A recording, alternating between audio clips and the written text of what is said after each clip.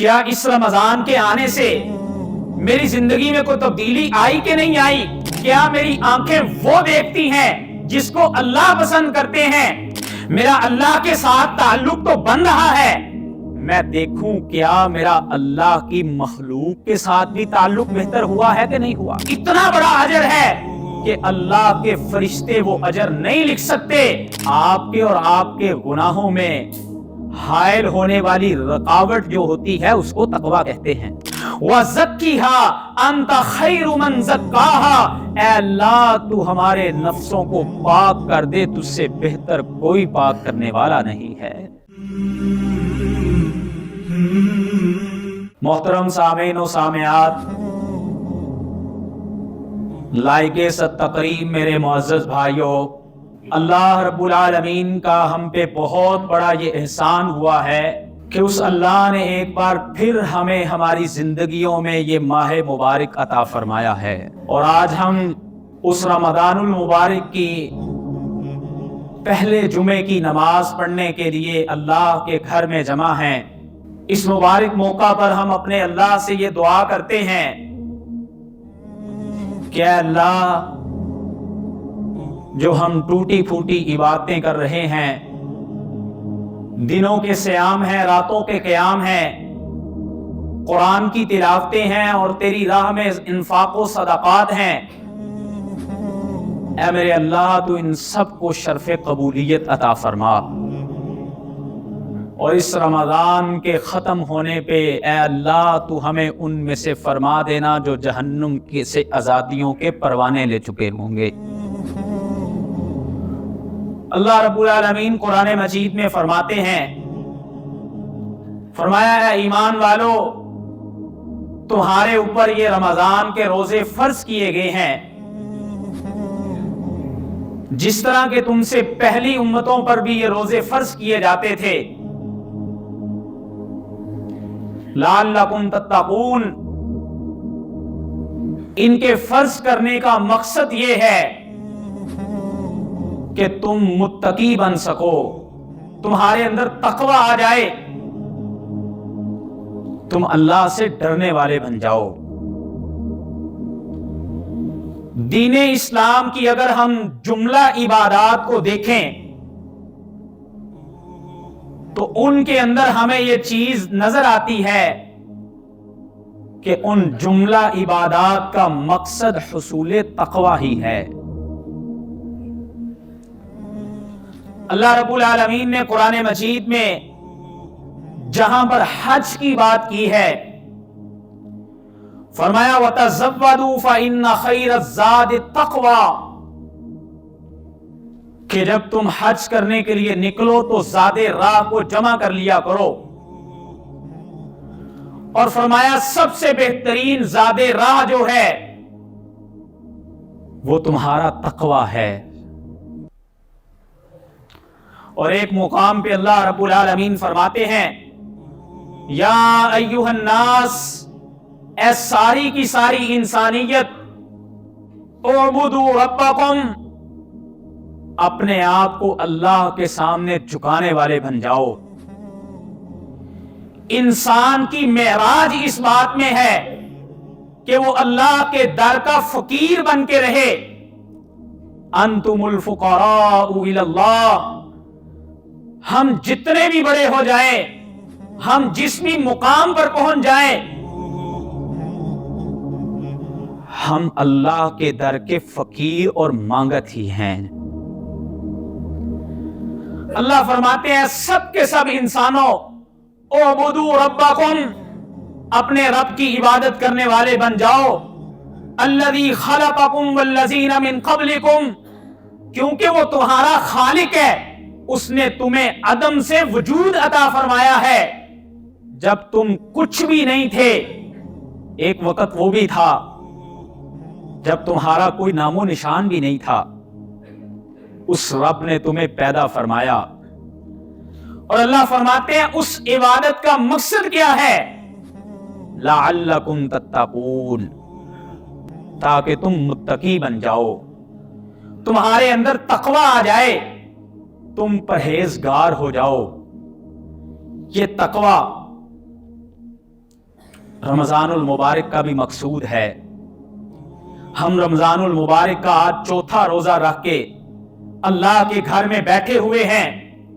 हम जरा अपने मुहासबे करके देखें कि मैंने 3 दिन गुजार लिए, मेरी जिंदगी किस तरह की चल रही है। क्या इस रमजान के आने से मेरी जिंदगी में कोई तब्दीली आई कि नहीं आई, मेरे मामूलात चेंज हुए कि नहीं हुए। क्या जिस तरह मैं पहले मामलात करता था रमजान के आने से भी उसी तरह से चल रहे हैं, या मेरे अंदर तब्दीलियां आई हैं। क्या मेरे हाथ अब खैर के कामों में इस्तेमाल होते हैं, क्या अब मैं खैर के कामों का मुआविन बनता हूं, क्या मेरी आंखें वो देखती हैं जिसको अल्लाह पसंद करते हैं, क्या मेरे कान वही बात सुनते हैं जिसको मेरे अल्लाह चाहते हैं। अगर तो मेरे अंदर कोई तब्दीली आई है तो मेरा रोजा मुझे कुछ फायदा दे रहा है, और अगर मेरे अंदर तब्दीली नहीं आई तो ये मेरे लिए लम्हा फिक्रिया है, मुझे सोचना चाहिए। अल्लाह के नबी सल्लल्लाहु अलैहि वसल्लम फरमाते हैं, फरमाया मन लम यदा कौल ज़ूरी वल अमल बिही फलैसा लिल्लाहि हाजतन अन यदा तआमहु व शराबहु। रोजे की बहुत बड़ी फजीलत है, रोजे का बहुत बड़ा अजर है, इतना बड़ा अजर है कि अल्लाह के फरिश्ते वो अजर नहीं लिख सकते।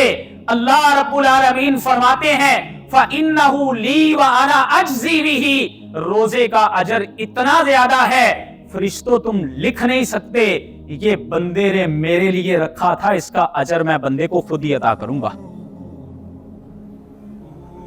लेकिन अगर कोई इंसान रोजा रख के उसके हाथ से, उसकी जुबान से, उसकी हरकत से अगर लोग महफूज नहीं हैं, अल्लाह के नबी सल्लल्लाहु अलैहि वसल्लम फरमा रहे हैं कि उसका भूखा और प्यासा रहना अल्लाह को इसकी कोई जरूरत नहीं है।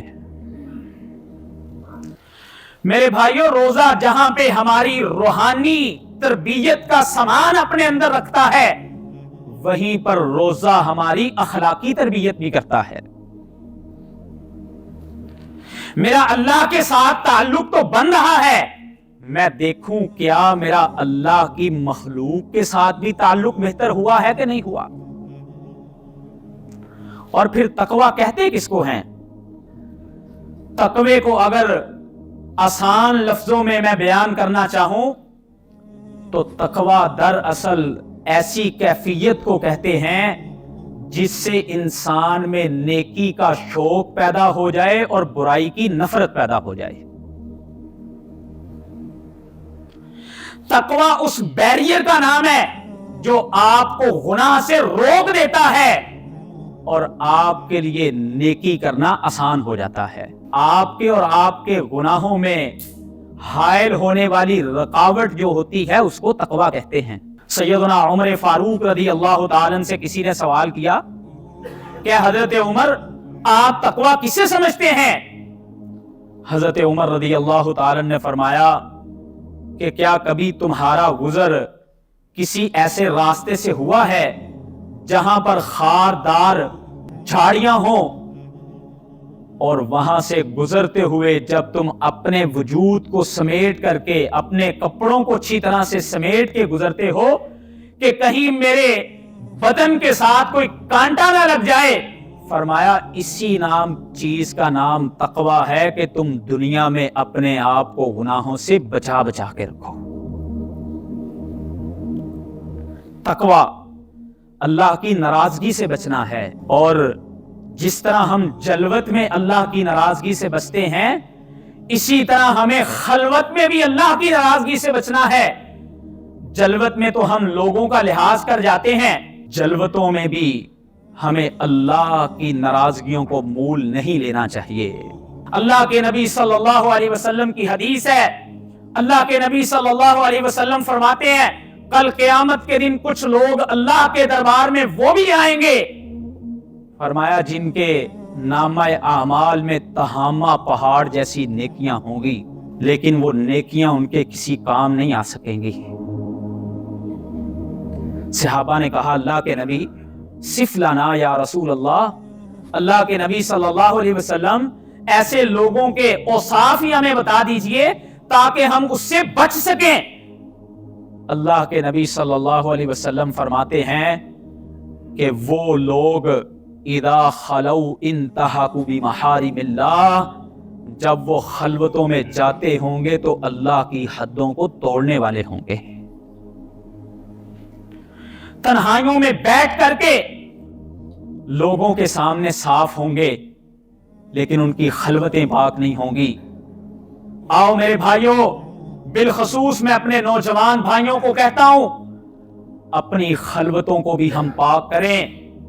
جو کام ہم کسی کی موجودگی میں کرنے سے ڈرتے ہیں، اللہ کے خوف کو اپنے سامنے رکھتے ہوئے اپنی خلوتوں کو بھی ہم پاک کریں۔ اور نبی اکرم صلی اللہ علیہ وسلم کے صحابی سیدنا عرباض بن ساریہ رضی اللہ تعالیٰ عنہ بیان کرتے ہیں، فرماتے ہیں اللہ کے نبی صلی اللہ علیہ وسلم نے ایک دن ہمیں فجر کی نماز پڑھائی، اور فجر کی نماز پڑھانے کے بعد وَوَعَدَنَا مَوْعِظَةً، اللہ کے نبی ہمیں نصیحت کرنے لگے۔ بڑی بلیغ نصیحت تھی۔ اللہ کے نبی نے اس قدر بلاغت والی نصیحت فرمائی کہ صحابہ پہ اس کا اتنا اثر ہوا، ذرفت منها العیون ووجلت منها القلوب، ہم صحابہ کو دیکھ رہے تھے کہ صحابہ کی آنکھوں سے آنسو بہ رہے تھے۔ اللہ کے نبی صلی اللہ علیہ وسلم کا خطاب ہم سن رہے تھے اور ہماری آنکھوں سے آنسو بہ رہے تھے اور ہمارے دلوں کے اوپر خشیت طاری تھی۔ ہمیں یوں فیل ہو رہا تھا جیسے یہ اللہ کے نبی کا الوداعی خطاب ہے۔ اتنے اہم خطاب میں اللہ کے نبی صلی اللہ علیہ وسلم نے فَأَوْصِنَا، ہمیں خصوصاً ایک چیز کی وصیت فرمائی۔ فرماتے ہیں وہ وصیت کیا تھی کہ جب صحابہ نے کہا اللہ کے نبی ہمیں کوئی وصیت ہی کر دیجئے، آپ نے فرمایا اوصیکم بتقوی اللہ، اے میرے صحابہ میں تمہیں اللہ کے تقوی، ڈر اور خوف کی وصیت کرتا ہوں، کیونکہ یہ اللہ کا ڈر جو ہے یہ وہاں پہ کام کرتا ہے جہاں پہ دنیا کا کوئی سورس کام نہیں کرتا۔ کیمرے کی آنکھ کے سامنے تو سب ہی سیدھے ہو کے بیٹھ جاتے ہیں، لیکن ہمیں اس بات کو اپنے ذہنوں میں رکھنا چاہیے، کرامن کاتبین، اللہ نے میرے اور آپ کے ساتھ کرامن کاتبین لگا رکھے ہیں جو میری اور آپ کی ایک ایک حرکت کو نوٹ کر رہے ہوتے ہیں۔ حضرت ابو ذر رضی اللہ تعالیٰ عنہ اللہ کے نبی صلی اللہ علیہ وسلم کے پاس آئے اور آپ نے فرمایا اللہ کے نبی مجھے کوئی وصیت کیجئے۔ آپ نے فرمایا اتق اللہ حیث ما کنت، اے ابو ذر تو جہاں پہ بھی ہو، جس حالت میں بھی ہو، خلوت میں ہو، جلوت میں ہو، ہر وقت اپنے اللہ سے ڈرتے رہنا۔ اور نبی محمد صلی اللہ علیہ وسلم نے ہمیں اس کے لیے ایک دعا بھی سکھائی۔ ہم کمزور ہیں نا، انسان ہے نا، بھول جاتے ہیں نا، غلطیاں کر بیٹھتے ہیں نا، اسی لیے جناب محمد الرسول اللہ صلی اللہ علیہ وسلم نے ہمیں یہ دعا سکھا دی، اللہم آتی نفسی تقواہا، اے اللہ تو ہمیں ہمارے نفسوں کا تقوی عطا فرما دے، وَزَكِّهَا أَنْتَ خَيْرُ مَنْ زَكَّاهَا، اے اللہ تو ہمارے نفسوں کو پاک کر دے، تجھ سے بہتر کوئی پاک کرنے والا نہیں ہے، انت ولیھا ومولاھا، اے اللہ ہمارا تو ولی تو ہی ہے، تو ہی ہمارا ہے، ہم تو تیرے ہی در پہ آگے گرتے ہیں، تیرے علاوہ تو کسی کا در بھی نہیں ہے جہاں پہ ہم جانے والے ہیں، اے اللہ ہم آپ سے مانگتے ہیں آپ ہمیں ہمارے نفسوں کا تقوی عطا فرما دیجیے۔ رسول اللہ صلی اللہ علیہ وسلم نے یہ دعا سکھائی، اور یہی چیز اللہ رب العالمین کے ہاں برتری اور معیار کا مقام بھی ہے۔ اللہ رب العالمین قرآن مجید میں فرماتے ہیں، فرمایا ان اقربکم عند اللہ اتقاکم، اے انسانوں اس بات کو ذہنوں میں بٹھا لو، تم میں سے کوئی حسین ہے، کوئی کالے رنگ کا ہے، کوئی گورے رنگ کا ہے، کوئی عربی ہے، کوئی عجمی ہے، کسی کا کسی وطن سے تعلق ہے، کسی کا کسی جگہ سے تعلق ہے، اگر تم اللہ کی نگاہ میں معزز ہونا چاہتے ہو تو اس کا پیرامیٹر یہ ہے اتقاکم، جو تم میں سے جتنا اللہ سے ڈرنے والا ہوگا وہ اتنا ہی متقی ہوگا۔ وہ اللہ کے نزدیک اتنا ہی قریب ہوگا جتنا اللہ کی خشیت ہوگی، اللہ کا ڈر ہوگا، تم اللہ کے ہاں اتنے ہی مرتبے پانے والے بن جاؤ گے۔ آج دنیا کے ہاں تو برتری کے معیار کچھ اور ہوتے ہیں نا، لیکن اللہ کے ہاں معیار کچھ اور ہیں۔ نبی اکرم صلی اللہ علیہ وسلم کی زندگی سے دو لوگوں کی مثال آپ کے سامنے رکھتا ہوں۔ ایک شخصیت ہیں جو حبشہ سے بکتی بکاتی آئی ہے، جس کا کالا رنگ ہے، موٹے ہونٹ ہیں، چپٹی ناک ہے۔ جب اللہ نے تقوی عطا فرمایا تو وہ چلتی اللہ کی زمین پر تھی اور اس کے قدموں کی آہٹ جنت میں سنائی دیتی تھی۔ اس شخصیت کا نام تھا حضرت بلال رضی اللہ تعالی۔ اور دوسری طرف ایک انسان ہے جسے ابو لہب کہا جاتا ہے، جو آپ کا چچا بھی ہے، جو عرب کا سردار بھی ہے، جس کا سٹیٹس بہت بڑا ہے، لیکن جب وہ تقوی کی دولت سے خالی ہوتا ہے تو جناب محمد الرسول اللہ صلی اللہ علیہ وسلم ہی فرماتے ہیں کہ ابو لہب کو جب کل قیامت کے دن دوزخ میں عذاب دیا جائے گا تو اس کے پاؤں کے نیچے جوتا پہنایا جائے گا آگ کا، جس سے اس کا دماغ کھول رہا ہوگا۔ سیدنا بلال کا سٹیٹس کیا ہے؟ وہ ایک غلام ہے، بکتے بکاتے منڈیوں سے آئے ہیں، اور دوسری جانب ایک سردار ہے۔ اللہ کے ہاں عزت جو ہے وہ تقوی کی بنیاد پر ہے۔ آئیے میرے بھائیوں، اللہ کے نبی صلی اللہ علیہ وسلم کے ایک صحابی ہیں جن کا نام حضرت حنظلہ ہے۔ ایک دن فرماتے ہیں میں اللہ کے نبی صلی اللہ علیہ وسلم کی مجلس سے اٹھ کے گیا، اللہ کے نبی نے ہمیں نصیحت فرمائی، میں جب وہاں پہ موجود تھا تو میری آنکھوں سے آنسو بہ رہے تھے۔ جب میں اٹھ کے اپنے گھر گیا، میں جا کے اپنے بیوی بچوں کے ساتھ مشغول ہو جاتا ہوں، ان کے ساتھ کچھ خوش گپیاں کرتا ہوں، حتیٰ کہ کچھ وقت گزرتا ہے، فوراً مجھے احساس ہوتا ہے، میں اپنے گھر سے باہر آتا ہوں، آگے حضرت ابو بکر صدیق کو دیکھتا ہوں۔ حضرت ابو بکر صدیق بھی مجھے وہی واقعہ بتاتے ہیں کہ میں نے بھی اللہ کے نبی کا جب واز سنا تو میرے دل پہ کمال قسم کی خشیت تھی، اور اس کے بعد میں اپنے گھر پہ گیا، میری وہ خشیت نہیں رہ سکی۔ دونوں اللہ کے نبی کے پاس آتے ہیں اور آ کے اللہ کے نبی کو حنظلہ کہتے ہیں، اے اللہ کے نبی، نافق حنظلہ، حنظلہ تو لگتا ہے منافق ہو گیا ہے۔ جب آپ کی مجلس میں ہوتا ہے اس کی کیفیت کچھ اور ہوتی ہے، جب آپ کی مجلس سے اٹھ کے چلا جاتا ہوں اللہ کے نبی میری کیفیت کچھ اور ہو جاتی ہے۔ جناب محمد الرسول اللہ صلی اللہ علیہ وسلم فرماتے ہیں، اے حنظلہ ساعتن ساعتن، یہ تو وقت وقت کی بات ہے نا، انسان پہ خشیت کسی وقت کچھ ہوتی ہے، کسی وقت کچھ ہوتی ہے، اور جب بالخصوص تم میری مجلس میں ہوتے ہو اس وقت کی کیفیت اگر ہر وقت تمہارے اوپر رہنے لگے تو اللہ کے فرشتے گلیوں میں آ کے تم سے مصافحہ کرنا شروع کرتے ہیں۔ آئیے میرے بھائیوں، آج میں اور آپ ہی دیکھیں ہم تقوی کے کس مقام پر کھڑے ہیں اور متقین کی کیا خوبیاں ہوتی ہیں، متقین کے کیا اوصاف ہوتے ہیں۔ چند میں ان میں سے آپ کے سامنے رکھتا ہوں۔ اللہ رب العالمین قرآن مجید کا آغاز ہے، فرماتے ہیں ذالک الکتاب لا ریب فیہ ھدی للمتقین، اے لوگو یہ جو لا ریب کتاب جو میں نے تمہارے لیے دستور حیات بنا کے بھیجا ہے، اللہ فرماتے ہیں اس میں متقین کے لیے ہدایت موجود ہے۔ اور فرمایا متقین کون ہیں؟ الذین یؤمنون بالغیب، جو غیب پر ایمان رکھنے والے ہیں۔ بعض چیزیں ہوتی ہیں نا، ہم بھی الجھ جاتے ہیں نا کہ یہ بات میری سمجھ میں نہیں آ رہی ہے، یہ تو اس لیے میری عقل میں نہیں آ رہی کہ شاید میں اپنی عقل کے تابع دین کو کر رہا ہوتا ہوں۔ بعض دفعہ ہم الجھ جاتے ہیں۔ اللہ فرماتے ہیں ایمان والوں کی بہت بڑی خوبی یہ ہے انہوں نے اللہ کو نہیں دیکھا ہے، وہ اللہ کو مانتے ہیں۔ انہوں نے اللہ کے فرشتوں کو نہیں دیکھا ہے، وہ ان کو مانتے ہیں۔ ان کے نبی نے انہیں بتایا ہے قبر میں عذاب ہوتا ہے، انہوں نے آنکھوں سے نہیں دیکھا ہے، وہ اس کو مانتے ہیں۔ ان کے پیغمبر نے انہیں بتایا ہے اللہ کے ہاں جنت اور جہنم ہے، انہوں نے آنکھوں سے نہیں دیکھا ہے، وہ اس کو مانتے۔ یؤمنون بالغیب ویقیمون الصلاۃ، नमाजों के कायम करने वाले हैं, नमाजों में सुस्तियां करने वाले नहीं हैं। इकामत सलात किसे कहा जाता है? जब मेरा दिल चाहे, जैसे मेरा दिल चाहे नमाज पढ़ लूं, जिस वक्त चाहूं, जिस टाइम चाहूं नमाज पढ़ लूं, इसको अकामत सलात नहीं कहा जाता है। अकामत सलात ये है कि मैं नमाज को उसके वक्त पे जमात के साथ अदा करूं, ये अकामत सलात है। और सहाबा के नमाजों के शौक कैसे हुआ करते थे, सुभान अल्लाह।